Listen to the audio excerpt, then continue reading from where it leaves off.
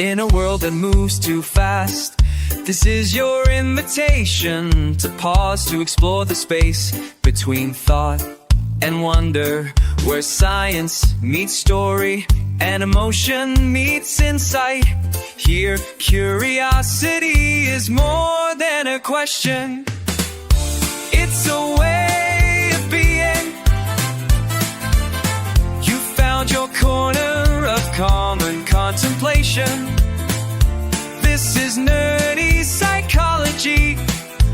Stay curious, be kind, and keep your mind nerdy. A lot of people say, the only person I trust is me.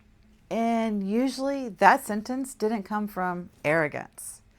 It came from experience, from betrayal, or from being disappointed when you were honest, from opening up and realizing the other person didn't handle your story with care.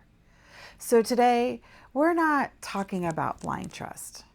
We're talking about how connection becomes possible again after it's been shattered.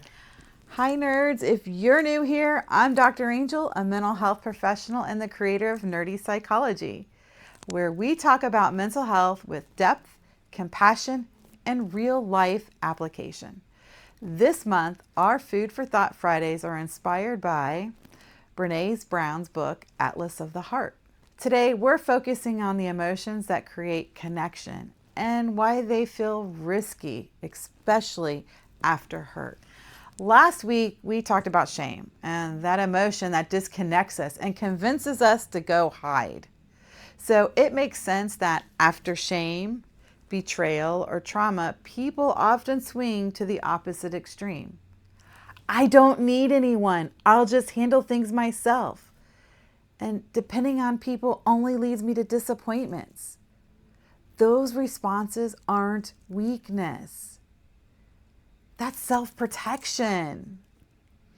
The problem with only trust yourself, Brené Brown defines vulnerability as uncertainty, risk, and emotional exposure.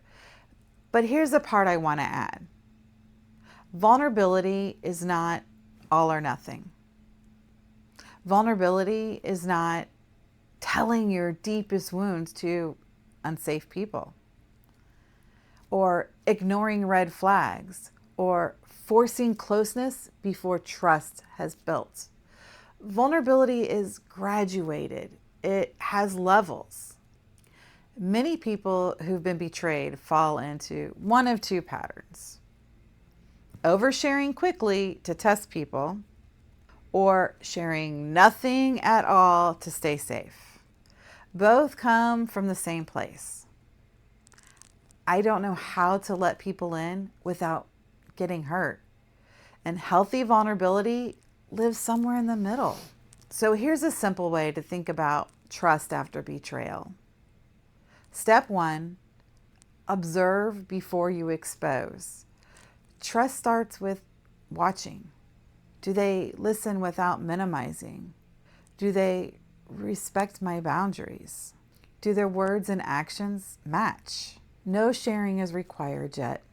Step 2, share low stakes truths. So vulnerability doesn't begin with your deepest, darkest pains.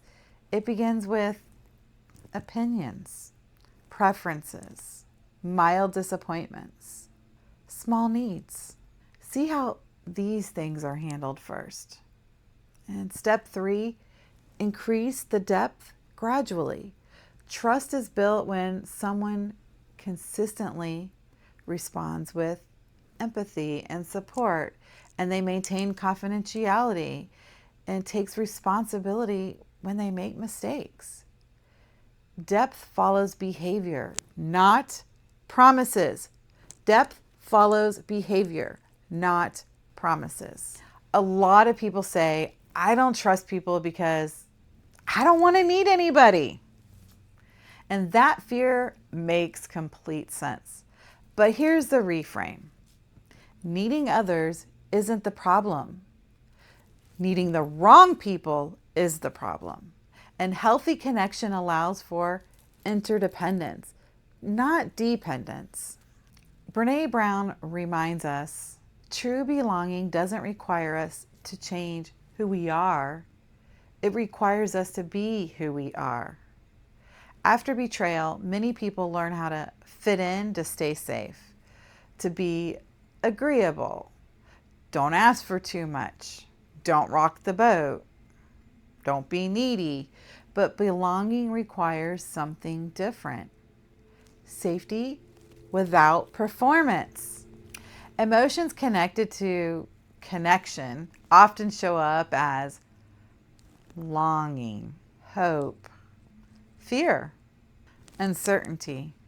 When people name these emotions instead of judging them, they stop mistaking caution for failure.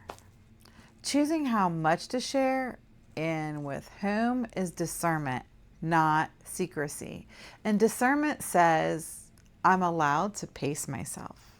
Shame says, I should hide because I'm unworthy. One protects your nervous system and the other isolates it. I love that line from Pretty Woman. I say who, I say when, I say how much. And that is how we decide what we share, with who we share, and when we share it. We do not owe anybody anything. This is something I work with in my workbook, helping people to identify what safe vulnerability looks like for them, where they might be overexposed or overprotected, and how to rebuild connection without self-betrayal. I've also created the emotion check-in guide, which helps people notice when fear is about the present versus when it's about the past, when it's caution is wisdom versus armor, and what emotion needs attention before connection can happen.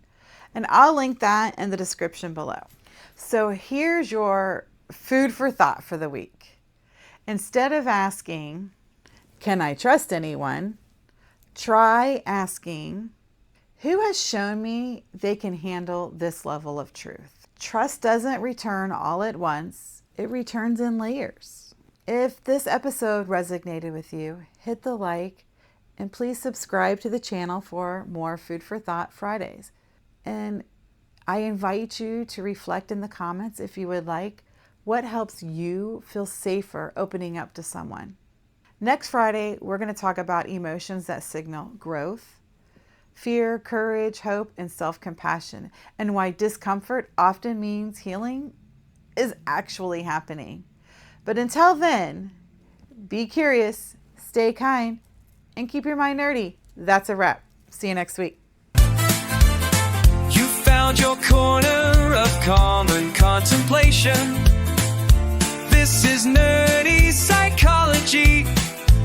Stay curious, be kind, and keep your mind nerdy. Nerdy.